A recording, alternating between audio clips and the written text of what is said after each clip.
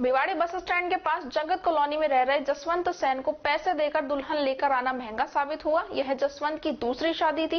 पहली शादी 2014 में दिल्ली से हुई थी, लेकिन उसकी पत्नी के पहला बच्चा होने के दौरान ही बच्चे और उसकी पत्नी की मौत हो गई थी। मूल रूप से किशनगढ़ बास के लंगड़ बास के रहने वाले जसवंत सेन ने करीब 1.5 लाख रुपए तक शादी का खर्चा उठाने की बात कहकर यह दूसरी शादी शिकोहाबाद फिरोजाबाद उत्तर प्रदेश की रहने वाली रजनी पाठक के साथ गत 19 नवंबर को की थी। लेकिन लुटेरी दुल्हन को जसवंत सेन का घर पसंद नहीं आया और वह मात्र 6 दिन में ही घर से सोने चांदी के जेवरात, एक मोबाइल फोन और घर में रखे 20,000 रुपए लेकर फरार हो गई। पीड़ित जसवंत सेन ने बताया कि उसकी भिवाड़ी के बस स्टैंड के पास सैलून की दुकान है और भरतपुर के रहने वाले दिनेश कुमार पुत्र निहाल चंद की भी भिवाड़ी में गांधी कुटीर में सैलून की दुकान है। जसवंत और दिनेश में करीब 6 साल से दोस्ती है और दिनेश का उसके घर आना जाना रहता है। दिनेश कुमार ही उसके पास शादी का रिश्ता लेकर आया था। दिनेश ने जसवंत की मां को कहा कि दिनेश के रिश्ते के लिए उनकी नजर में एक लड़की है, लेकिन उसकी मां और बाप दोनों ही कोरोना काल में मर चुके हैं। उसकी शादी का पूरा खर्चा तुम्हें ही उठाना पड़ेगा। जब जसवंत की मां ने इस बात के लिए हाँ कहकर दिनेश कुमार ने उन्हें रजनी की फोटो दिखाई। जसवंत और उसकी मां को रजनी पसंद आ गई और रिश्ता तय हो गया। रिश्ते का मुहूर्त निकलवाया गया और उसके बाद 19 नवंबर को हाथरस के राम मंदिर में शादी कर ली गई।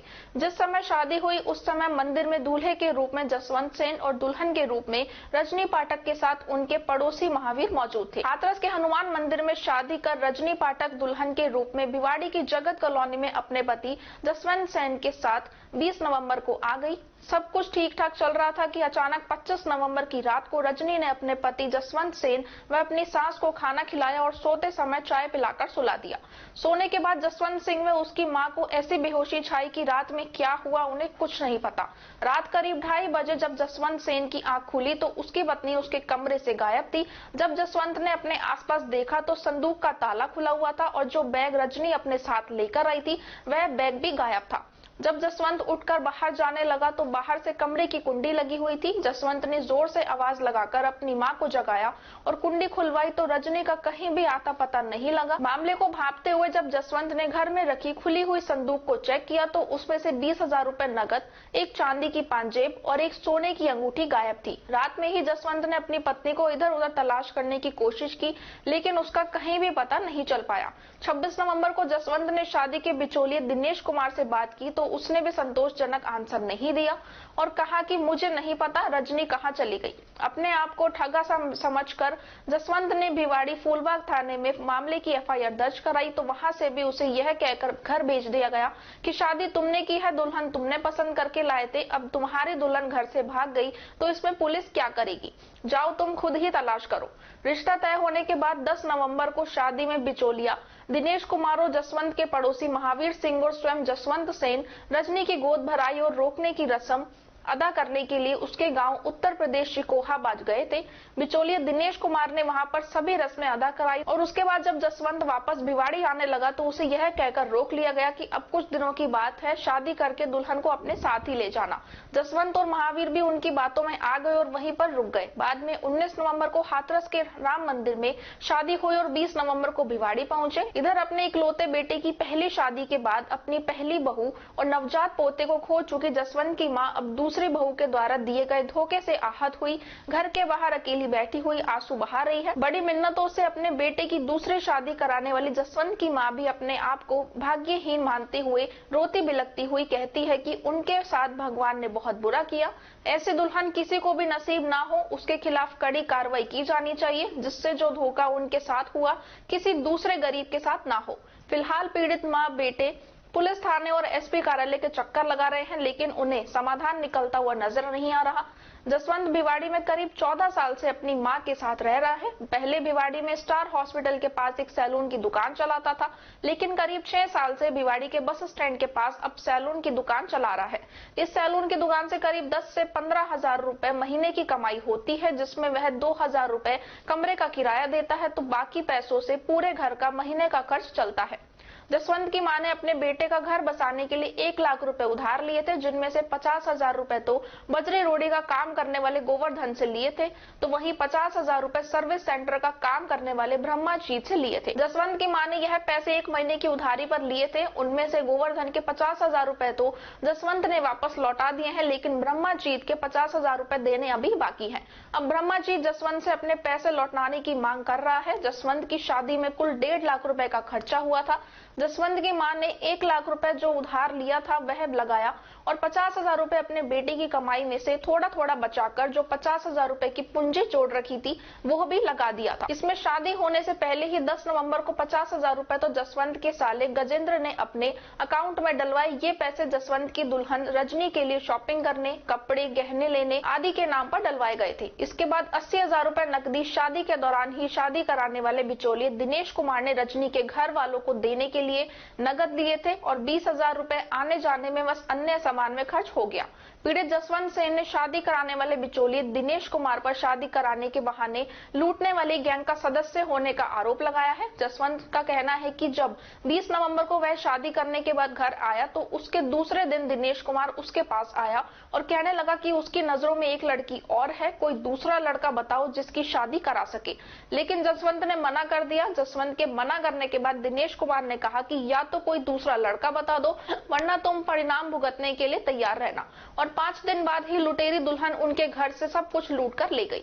सर मेरे को 8 बजे 8:30 बजे को टाइम होना है, उस टाइम मेरे को खाना खिलाया था। किसने खिलाया था? बहू ने, रजनी देवी ने। अच्छा, क्या हुआ था फिर? उसके बाद खाना खाने के बाद बस मेरे को तो एकदम ही नींद आ गई। उसके बाद मेरे को कोई होश न रहा। उसने जगा के मेरे को फिर 2 घूंट चाय और पिला दी। तो रजनी की शादी आपके बेटे के साथ कब हुई थी? अब सब मैं तो तारीख का तो जानती नहीं हूँ। कितने दिन पहले हुई थी? 19 तारीख है। 19 नवंबर में। अच्छा।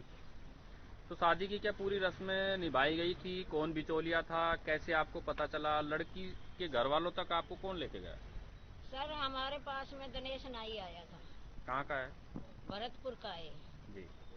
और गांधी कुटीर में उसकी दुकान है। वो आया था शाम को कम से कम 6 बजे से आया था हमारे पास में। हम यहाँ सारे लोग ही बैठे थे, हमारे पड़ोसी ये सब बैठे थे। फिर आके बोला कि ताई माँ जन्म से तो कह रही है भाई कहीं कोई लड़की है तो वही करवा दियो कि आज मेरी लड़की निगाह में है तो ये शादी रिश्ता ले लो। मैं भाई कैसे रिश्ता कहाँ की रहे कहना है? बोले कि यहाँ ही के अपने ही गाँव में है और आप रिश्ता ले ले। मैं तो बेटा कैसे भाई होगा? माँ बाप कहाँ? बोला माँ बाप नहीं है, उसके एक छोटा भाई है, माँ बाप करोना काल में मर गया और एक शादी का खर्चा थे नहीं, दोनों बगल का उठाना पड़ेगा। मैं बोली मगर बेटा मेरी इतनी गुंजाइश तो ना है, पर ठीक है जब आप कह रही हो तो मैं उठा लूंगी। मेरे से बोला कि ताई वैसे भी तो 5-7 लाख रुपया लग ही जाता है शादी में, तो तू ना कौन सा मैं तेरे ज्यादा खर्चा करवा रही हूँ। ये बात मेरे से बोल के और साहब दूसरे दिन तीसरे दिन बोला कि ना आप लड़की की गोद भर लो और पक्की हो जाएगी, उसके बाद हम शादी करवा लाऊंगा। तो कितना पैसा खर्च हुआ था शादी में और कितना आपने किया था?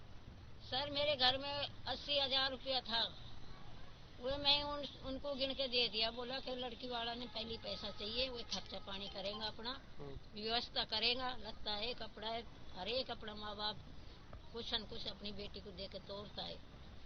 मगर ठीक है भैया, मेरे पास में तो घर में तो यही है, आगे सोचूंगी कोई किसी का। तो सोने चांदी की जेवरात भी? ये सब पहले का मेरा धरा हुआ था, मेरे बूढ़ा निकाला था, वही धरा था। क्या क्या लेके गए हैं आपके यहाँ से? एक चांदी की पायल है, एक पाव की और एक सोने की अंगूठी है और नगद रुपए भी 20,000 रुपया कैश धरा था। वो मैंने नू रखा था, मोको के ना भाई आएगा तो थोड़ा घना भाई किसी अड़ोस पड़ोस का मीठा मुँह करवाऊंगी, अपनी खुशी की मना लूंगी, इसलिए।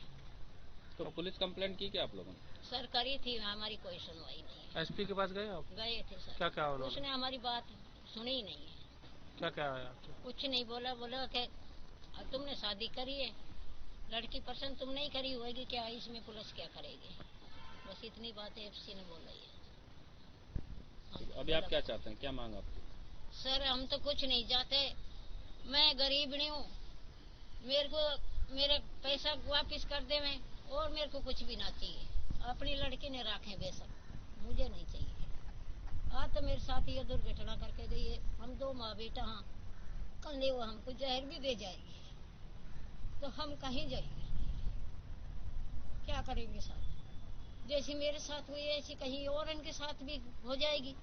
तो मेरा हाथ जोड़ कर निवेदन यही है कि सब ये काम ने जल्दी से जल्दी समाप्त करवाओ।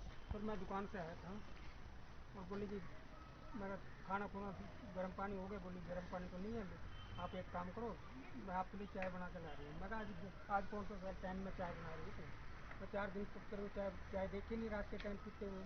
बोली नहीं, आज मेरा सिर दर्द हो रहा है इसलिए मेरे को चाय चाहिए। मैं बोले ठीक है, चाय मैं बना ले भाई, तेरी मर्जी कर दी है तो अब हमें क्या पता उसके क्या दिल में चल रही है क्या नहीं चल रही है। तो मैंने चाय बनाई, चाय रखी रही, बोली ठंडी हो रही चाय। मगर मेरा मन तो नहीं कर रहा चाय पीने का, मैं तो रात को खाना खा के सोचता हूँ। तो बोले नहीं, आज आपको चाय पीनी पड़ेगी। मैं ज़बरदस्ती है, मैंने जैसे घूट मारी तो उसमें मैं यार ये कड़वी कड़वी चाय कैसे? बोली अदरक ज़्यादा चलती है मेरे को। तो जैसे मैं थोड़ी सी पी, मैं यार मेरे से नहीं, मैं आगे पीऊँगा नहीं चाय को। तो बोली रख दो, कोई बात नहीं, मेरा काम हो गया। उसके बाद क्या हुआ? उसके बाद हम बातचीत होती रही हमारी, ठीक है। कह रही कि सुबह क्या पैरोगे? मैं कहा जो कहेगी वो पैर लेंगे। तो बैठे रहे तो मेरे सिर में दर्द होने लग गया, मैं तो चक्कर आ रहे हैं मेरे को। उसके बाद क्या हुआ? उसके बाद मैं सो गया जी। सुबह मेरे 2:30 बजे इसकी आँख खुली तो देखा तो बेड पे लगी हुई थी। अचानक मैं नीचे उधर देखा तो मैं यार घर की पेटी पुटी कैसे खुली पड़ी है। तो